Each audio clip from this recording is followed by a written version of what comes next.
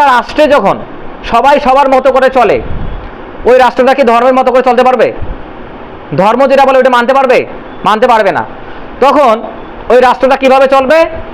তখন বলা হবে যে রাষ্ট্রে যখন সকল প্রকার মানুষ আছে, ওই রাষ্ট্রটা ধর্ম অনুসারে চলতে পারবে না।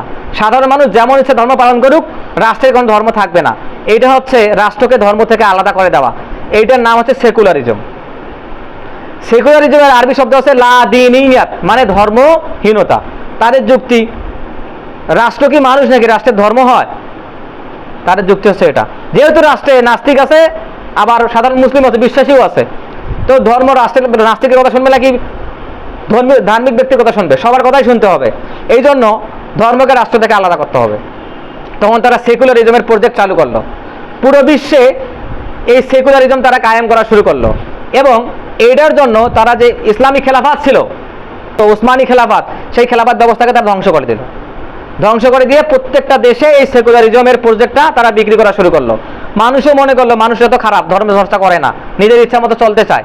তখন মানুষও মনে করলো না, এটাই ঠিক, ধর্মের কিভাবে আবার রাষ্ট্রের কিভাবে আবার ধর্ম হয়।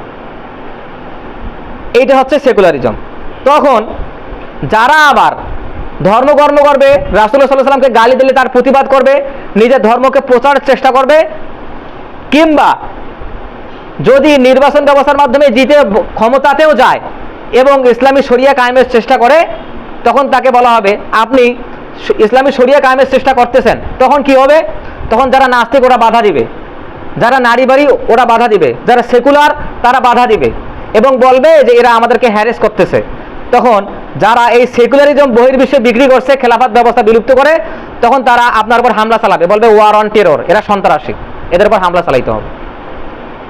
সন্ত্রাসী বলতে আপনারা কি বোঝেন? সন্ত্রাস বলতে বোঝায় যারা বিনা কারণে মানুষের মনে ভীতি সৃষ্টি করে, ত্রাস সৃষ্টি করে, এদেরকে সন্ত্রাস বলে। আচ্ছা, আপনি কোনো চোরের বিচার করবেন, আপনি কোনো চোরের বিচার করবেন, আপনি পুলিশ, আপনাকে দেখলে চোর ভয় পাবে কিনা? তার মানে ওই চোরটা, তার মানে ওই পুলিশটা সন্ত্রাসী। আপনি একজন নারীকে শ্লীলতাহানি করতে যাচ্ছেন, একজন দাড়িওয়ালা যুবক দেখে ভয় পাচ্ছেন, তা দাড়িওয়ালা যুবক দেখে যখন ভয় পাচ্ছেন, তখন ওই দাড়িওয়ালা সন্ত্রাসী, কারণ আপনি একটা খারাপ কাজ করতে গিয়ে ভয় পাচ্ছেন।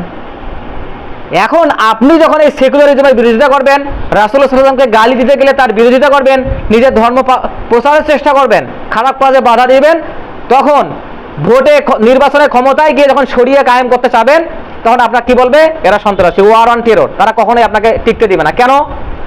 তারা এই সেকুলার রাষ্ট্রে নির্বাচন পদ্ধতি দিয়েছে গণতন্ত্র, গণতন্ত্র তাদের এই প্রজেক্ট। আপনি তাদের মাধ্যমে ক্ষমতায় গিয়ে কখনো ইসলাম কায়েম করতে পারবেন না। কেন?